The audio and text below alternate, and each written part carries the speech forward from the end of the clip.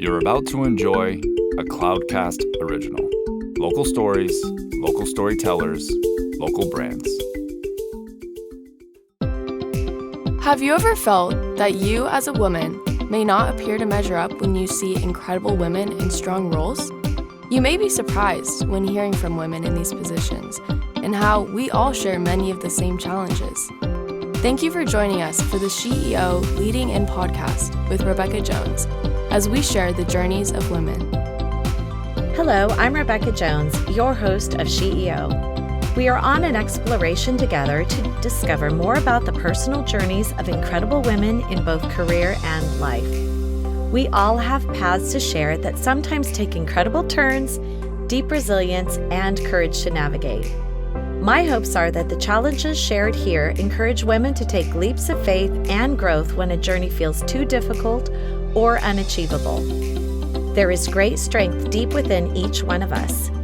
These stories are meant to share the ways strong women have taken their dreams to strive and thrive to new heights despite their sometimes rocky paths and found a way to lead in. And today we are here with Julia Nellis, the assistant producer of SheEO Lead-In. How are you today, Julia? I am good, Rebecca. It's great to be here, and I'm very excited to see you. Well, I'm excited to see you, and I would like to say that you are looking fabulous. Thank you. And so you just actually graduated from college, I understand. Yes, I just got my Master of Science degree in Communication Studies this last May. So I just moved back to San Diego from Minnesota. You just turned 24, Yes. and I'm going to share with you something. At 24, I pretty much did not have too much of an idea of where I was going in my life. And the reason that I tell you this is that there is so much pressure, I think, nowadays to know exactly what you want to do at 24. And I think that the pandemic has really helped steer us in a direction of people reinventing themselves. Definitely. And then also, I think there's a change in our work habits that used to be, you work one career your entire life.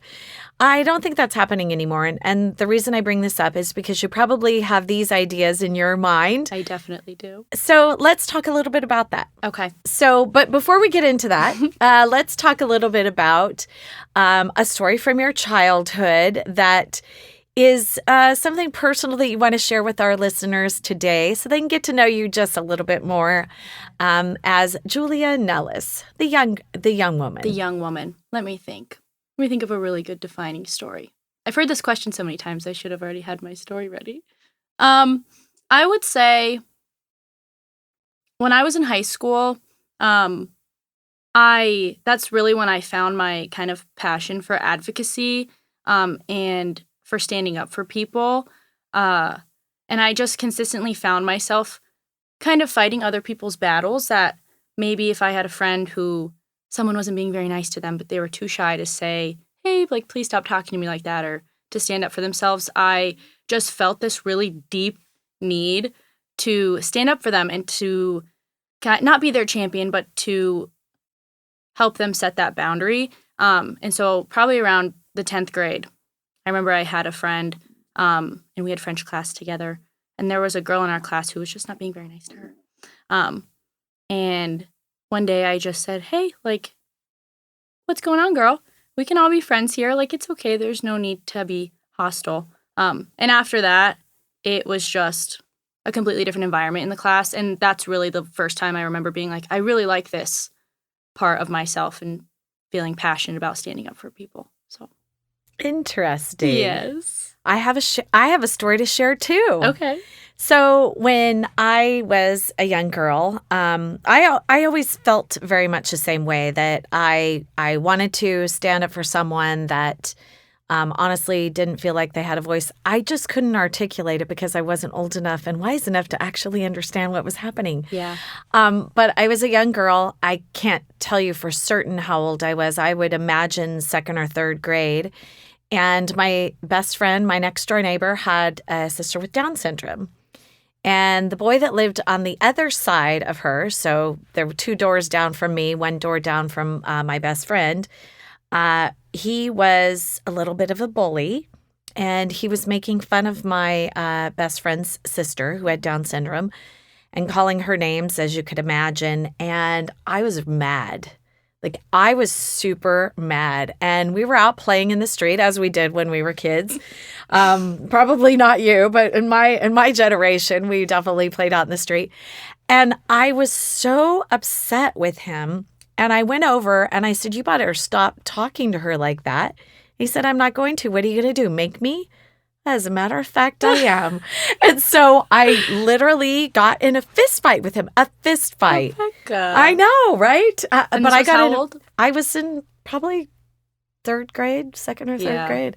Yeah, I got in a fist fight with him. I gave him a bloody nose. Girl. And I remember his mom called my mom that night. And she said, and I'm not promoting violence at all. However, there was a moment where he was just over the top. Yeah. And he was really hurting my friend. My friend was crying and it hurt me. And so I had to do something. So anyway, again, got in that fist fight. I didn't hurt him forever, but I did give him a bloody nose. I'm sure he'll remember it forever. And his mom called my mom and said, yes, your daughter gave my son a bloody nose. So my mom calls me in, felt like I was being called to the principal's office, of course. She said, what happened? And then I told her, I said, Mom, Darcy was crying. Debbie didn't even know what was going on, but it was so upsetting to see him so mean like that. And I had to do something. And so she goes, oh, okay, well, try not to use violence, but I appreciate your standing up for someone that was voiceless. So the only reason I tell you this story is that if there's something ingrained in you and you feel very passionate about it, you should never leave that, because that's part of who you are and your being, and you're going to be much happier in life if you're advocating for people that don't have a voice. Definitely. I definitely feel like I'm being corralled into Called. that. Yes. Yes, called 100%. to something. Yes. All right, so we're going to switch gears a little bit, and I want to hear from you what you think a word is that describes you. That is a great question. I was actually thinking about this when I was driving over. I think that a really good word that other people would use to describe me would be compassionate and authentic. I always try really hard to be the type of friend that I would want to have, and it's just a really huge priority to me to always make sure everyone feels welcome and included and like they're being listened to. And I really saw that kind of come to fruition towards the end of my soccer career in college, when I actually got verbal confirmation from friends that they saw the work that I was putting into in my friendships. And so just through the grapevine, I hear compassion being murmured. Well, so back to what you said earlier about being a voice for the voiceless. Those are traits that are really important to actually bring forward to that. Yes. And, no matter what you're doing, no matter what you're advocating for, whom you're advocating for, I think it's really important to have that compassionate part of it because, and, I was having this conversation with one of the other guests, and she was talking about leading in love. Leading in compassion is also important too, no matter what you're doing. Even if you're in government or nonprofit work, I think being able to be your authentic self and bringing those traits forward are really going to lead you into finding something that you're really excited to do every single day.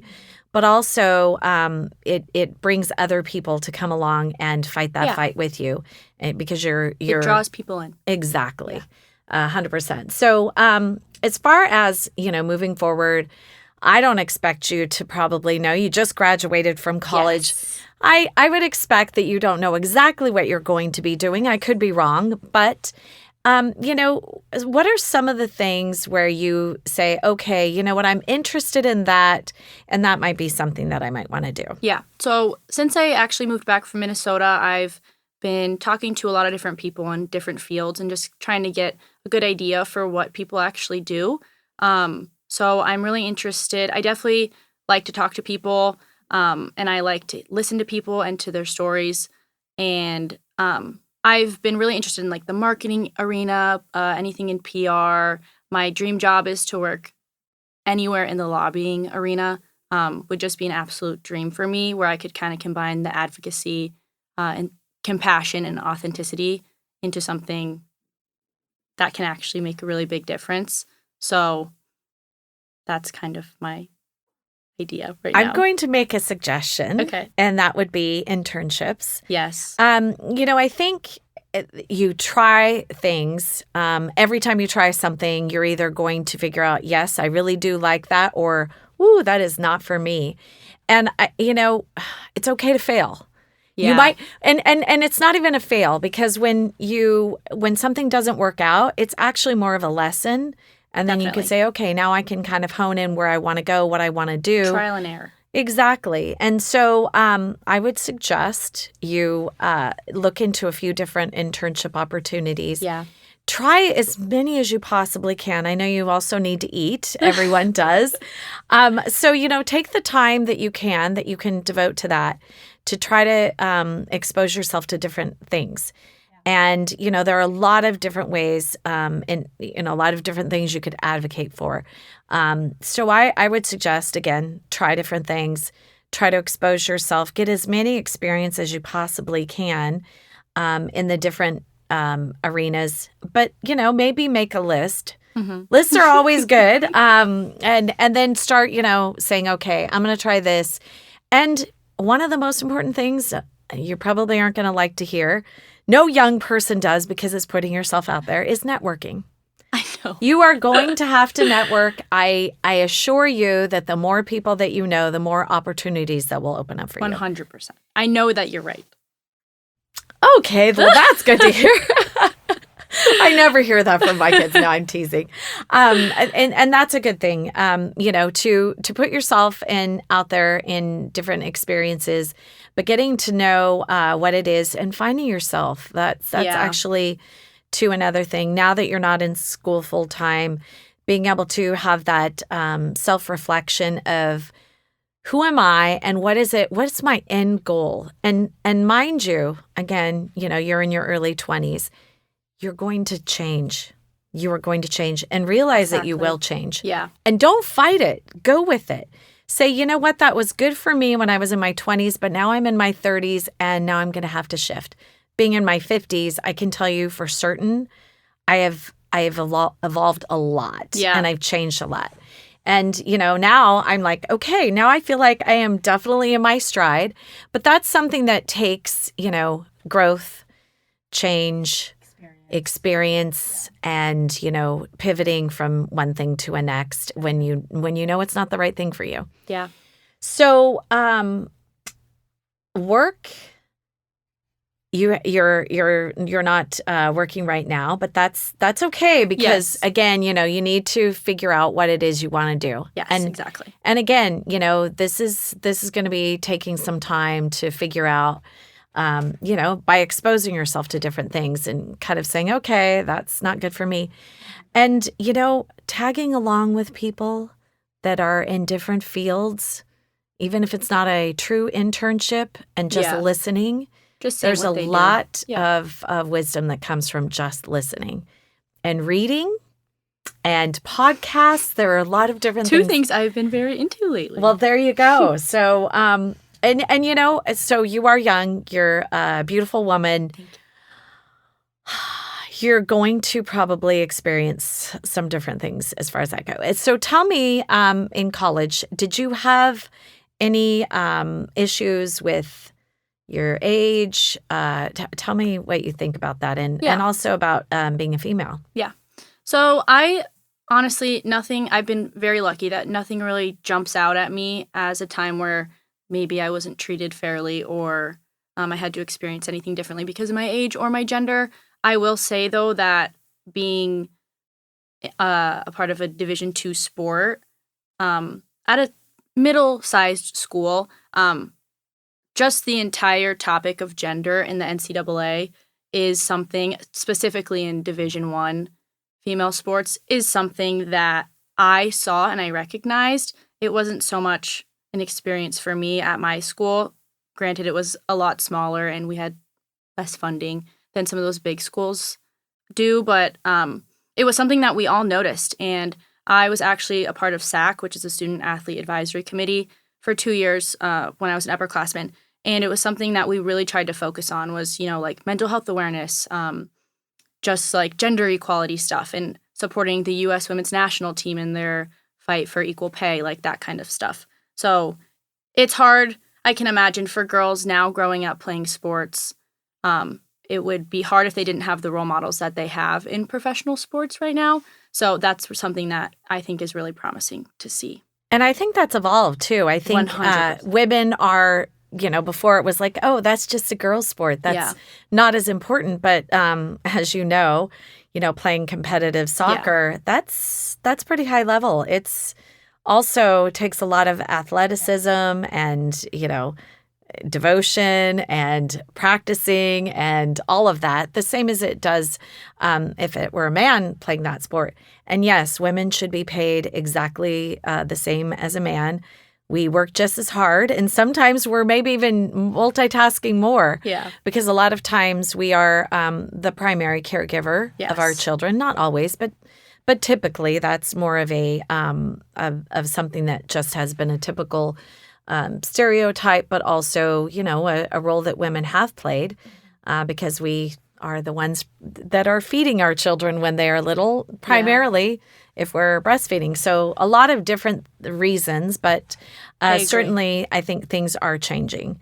It's exciting to see for sure. Yeah. So, I want to talk a little bit about probably something, and this is going to be a curveball for you. There's a lot of things that go on mentally for women, the objectification of us as a sex object and, what we're supposed to look like. Let's talk a little bit about the pressures that we feel as women out in the workplace, in society, and all of that based on what we see in a magazine and what it looks like. Yeah, this is a really great question. And it's actually something that I recently have been kind of having some experiences with myself. Just stopping playing a college sport, growing up as a woman, just as a person in general, your body kind of changes and the way you look kind of changes. And I actually was just talking to a friend about how really popular social media apps like TikTok or Instagram, these kids are just growing up so quickly, the girls in particular. And if you compare me at 11 years old to an 11-year-old now, it's completely different. And part of me, I feel bad that they're losing out on that part of their childhood because of the pressure to kind of wear certain things and get new makeup and have a nice little purse. Because that's not things that I'm assuming you didn't have to think about when you were in middle school either. No. And it's really hard. It's something I've been struggling with as well recently, just kind of comparing yourself to other people or getting in that loop of, oh, this Instagram model is so pretty. Like, I'm going to look at all her pictures. She has the best clothes. I want clothes like that. Or her makeup looks so good. She's so photogenic. And you just really, your hair is so great. Like, you just compare yourself and compare yourself and compare yourself. And it's just such a downward spiral. So for me, something that I kind of really try to do when I find myself getting in that funk of being like, what are you doing? I just completely will get rid of social media on my phone. Just so I don't have to look. And it's really a subconscious thing that I think everyone does, even if they don't realize it. So that's something that I've been really trying to work on, just not engaging. And the pressure. It's a lot of pressure.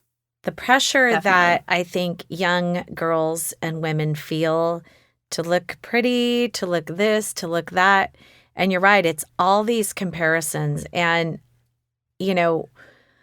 when I was growing up, there, of course, was no such thing as social media. There was no such thing obviously, girls did already feel a lot of pressure to be thin, to be this, to be that. The truth is, women are beautiful, whether they are full-figured or not, or whether they are Black or white or Asian or whatever your ethnic background is, every woman is beautiful. And I think, the pressures that we have, by society also is part of what we put on one another. And, let's talk a little bit about Mean Girls too. Because I, for one, I've just never, ever liked that. I don't like when other women tear women down. I think that it's really important that we rise up together And, when we were talking a little bit earlier about equality and sports and pay and all of that, we can't do it if we've got girls that are tearing one another down. Yeah. So let's talk about that. Okay. Did you have that in sports in college? 100%. I'm really glad I want to you hear asked more this. about I'm this. really I want to glad. delve deep into this. Well, first point I want to make is that with the mean girl topic is that I think some people just come across as maybe not having insecurities or not comparing themselves to other people. But in reality, like, we all do that. Mm-hmm. And I have friends who, you'll be like, what do you mean, like, you don't feel pretty? Like, you're the most beautiful person I've ever seen. And if we could all see each other through each other's eyes, I think it would be a completely different Agreed. world and scenario. But as far as kind of that mean girl attitude in college, I had a phenomenal experience with the community and the team culture that I had. And we worked really hard. It was not something that we just showed up to college to play soccer for 4 years and we just all got along. It's really hard when you have 35 girls together all the time, 7 days a week. You're traveling 8-hour bus rides. It's really hard to not get irritated with your roommate who you're literally with 20 hours a day. And there were plenty of times where, the different houses would be bickering and everyone would be like, oh, quarters 104 is arguing, like, whatever, they'll get over it. But it was really special that it never got to a point where we were dragging each other down. It was very, very, very supportive. If a younger girl was playing over you, it wasn't, what I deserve to be playing. It was, I'm really happy for you. Like, I'm going to cheer you on. Like, you're playing so well. Like, you deserve this. And I thought that was so special. And it just made the entire experience so enjoyable, especially with, playing time and you're in college, you're emotional, like a lot of stuff is going on, you're growing up. It was just such a blessing to have had such a phenomenal experience with such an amazing group of girls.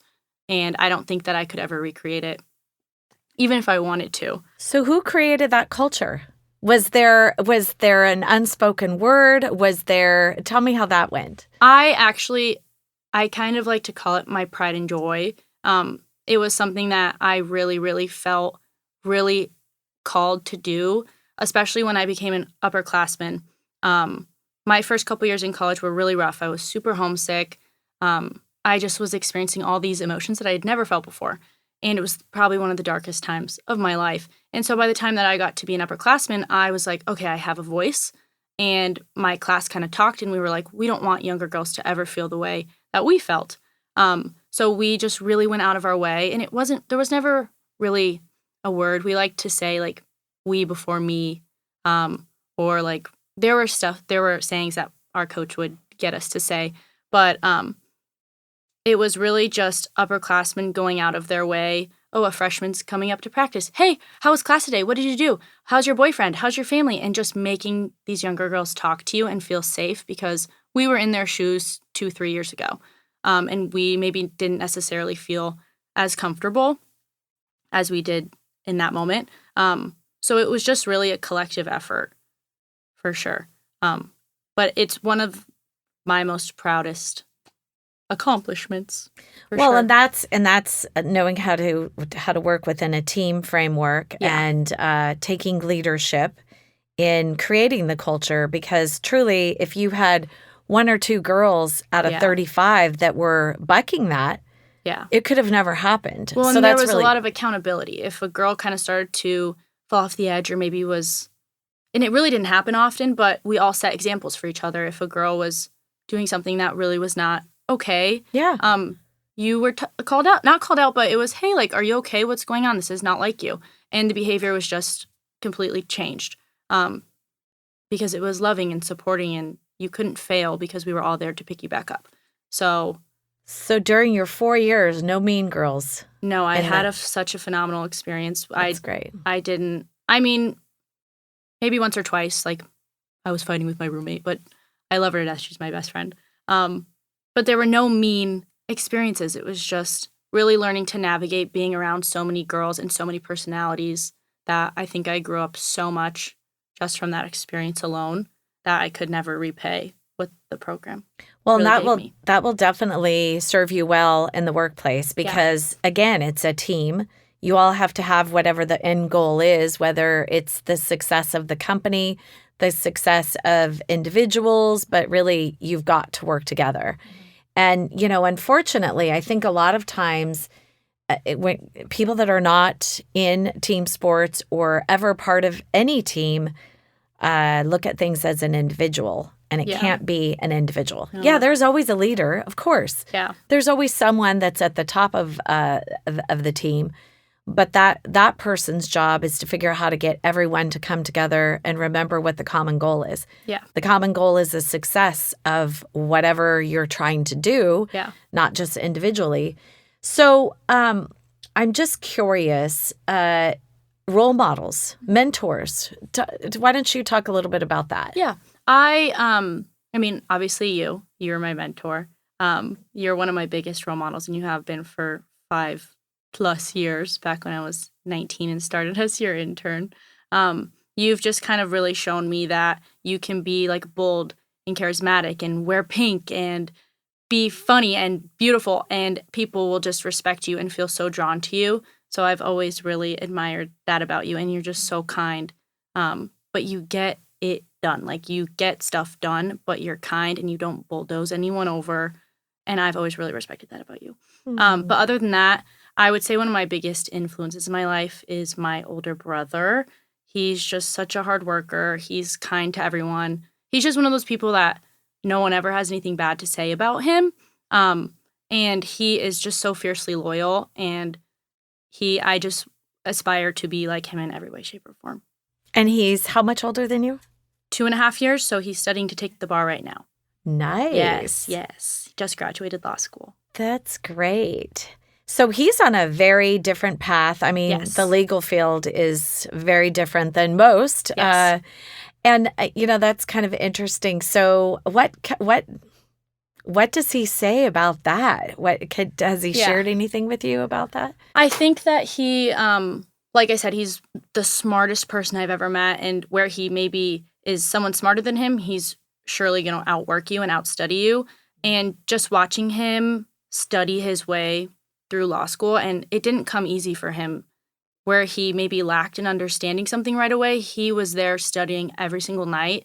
And I think that's what's ultimately going to make him such an amazing lawyer, is that he will put in the time and he will put in the work. And if it gets confusing to him, he's going to push through until he understands. So I think just from observing him from a distance and then also talking with him, I've just seen his confidence grow.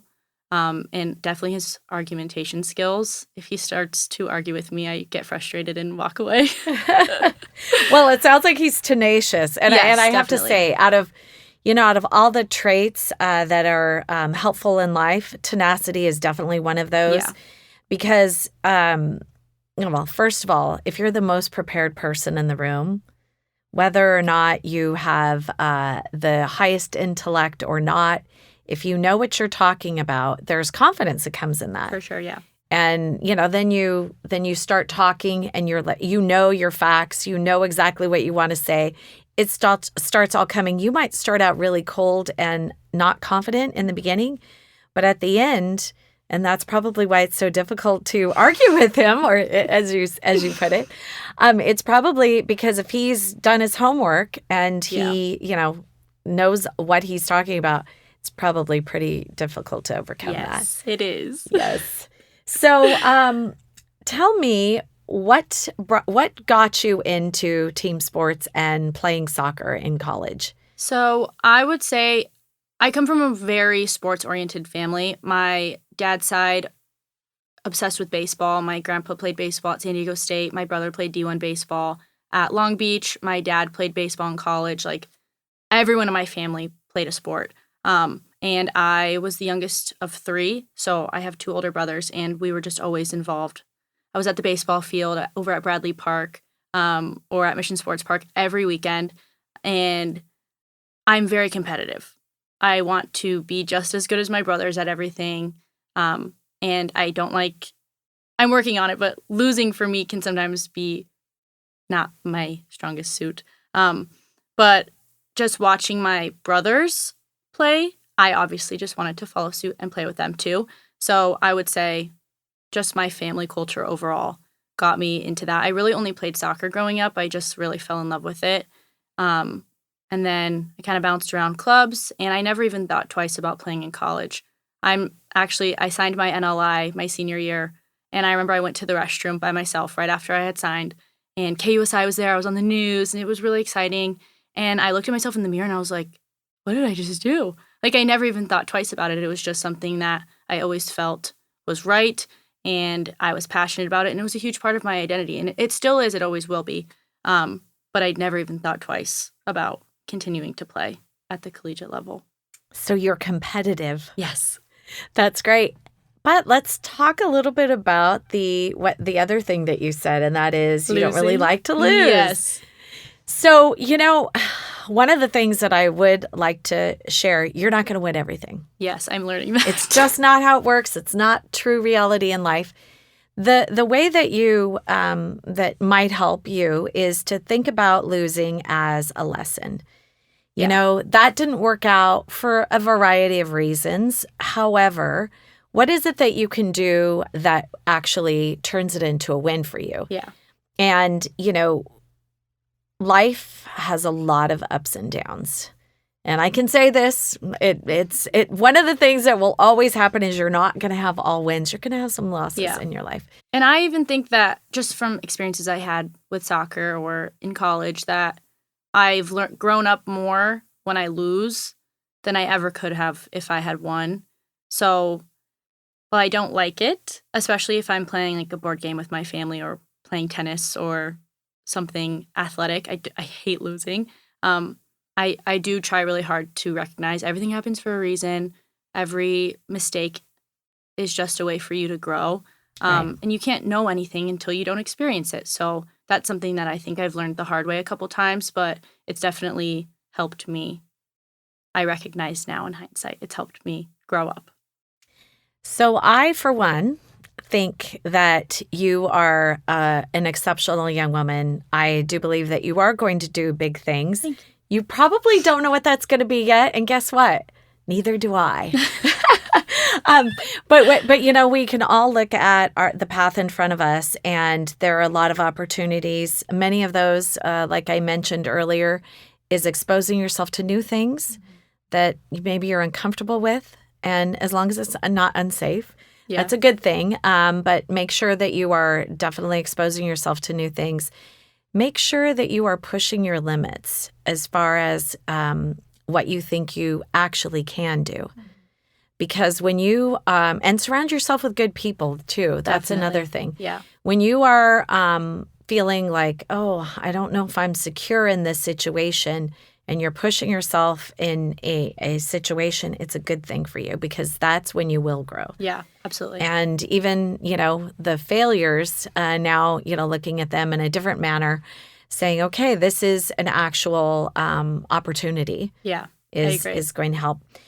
And anyway, I'm excited to see what you're going to do in the future. Me too. And all of the things that you are able to achieve in your life. And I'm going to be sitting in the sidelines with popcorn. I would hope so.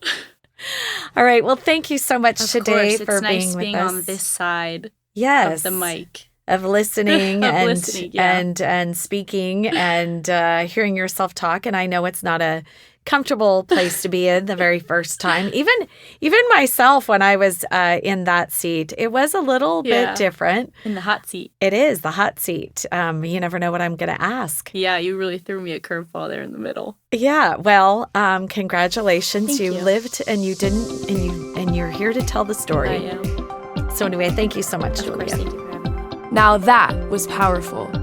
We hope you've been lifted and encouraged by today's inspiring voice. Always remember that life doesn't look exactly the same for each one of us. Never stop dreaming, striving, and thriving.